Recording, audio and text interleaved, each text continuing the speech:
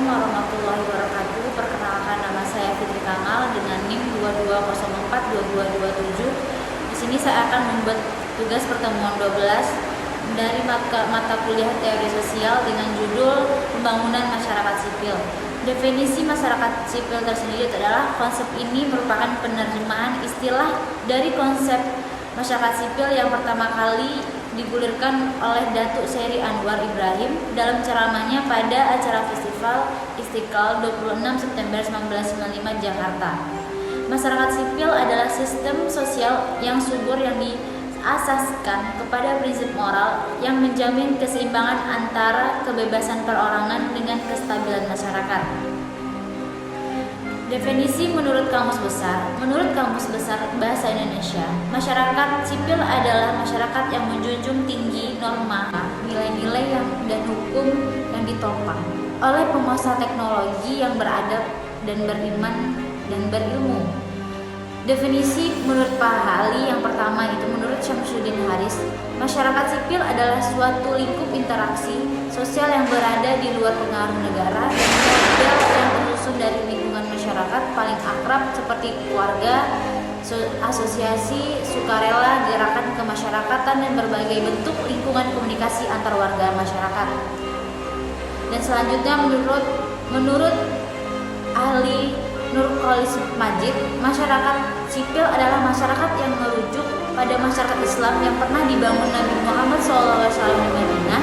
Nabi Muhammad SAW di Madinah sebagai masyarakat kota atau masyarakat beradaban dengan ciri antara lainnya egaliteran atau kesederajatan, menghargai prestasi, keterbukaan, toleransi, dan musyawarah.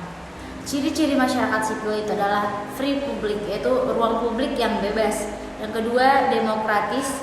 Yang ketiga, toleransi. Yang keempat, pluralisme. Yang kelima, keadilan sosial. Yang keenam, partisipasi sosial. Yang ketujuh, supremasi hukum. Ruang publik yang bebas yaitu adalah ruang publik yang diartikan sebagai wilayah di mana masyarakat sebagai warga negara memiliki akses penuh terhadap setiap kegiatan publik. Warga negara berhak melakukan kegiatan secara merdeka dalam menyampaikan pendapat, berserikat, berkumpul, serta mempublikasikan pendapatnya, serta mempublikasikan informasi kepada publik.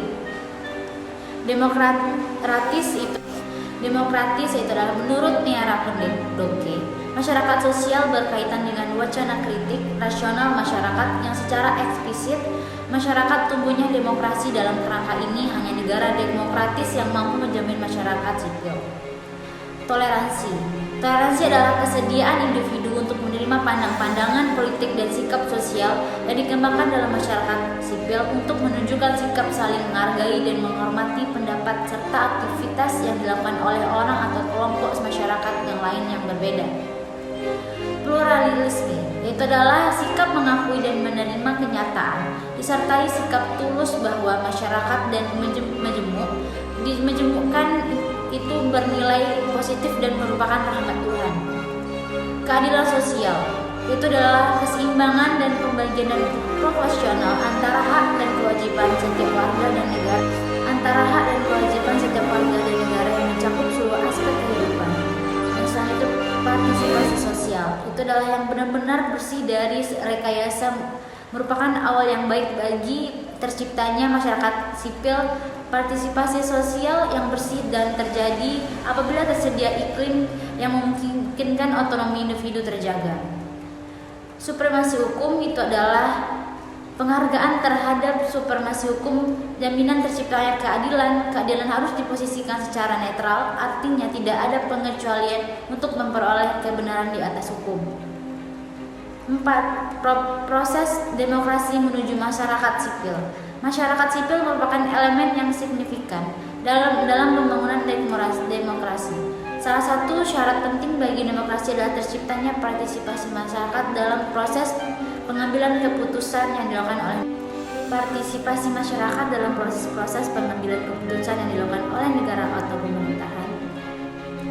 Syarat menuju masyarakat sipil, yang pertama kualitas sumber daya manusia yang tinggi, yang kedua memiliki kemampuan memenuhi kebutuhan pokok sendiri, yang ketiga semakin mantap mengandalkan sumber-sumber pembiayaan dan dalam negeri, yang Yang keempat, secara umum telah memiliki kemampuan ekonomi, sistem politik, sosial, budaya, dan pertahanan keamanan yang dinamis, tangguh, serta berwawasan global.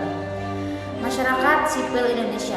Masyarakat sipil jika dipahami secara sepintas merupakan format kehidupan alternatif yang mendepankan semangat demokrasi dan menjunjung tinggi nilai hak asasi manusia. Konsep masyarakat sipil menjadi kontrol masyarakat terhadap kebijakan pemerintahan yang akhirnya nanti terwujud kekuatan masyarakat yang mampu.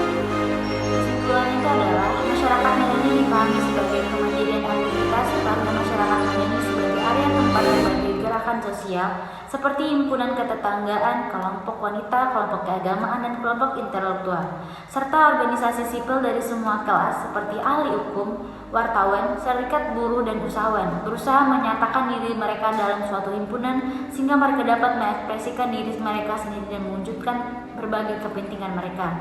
Sekian, terima kasih dari materi yang saya sampaikan. Wassalamualaikum warahmatullahi wabarakatuh.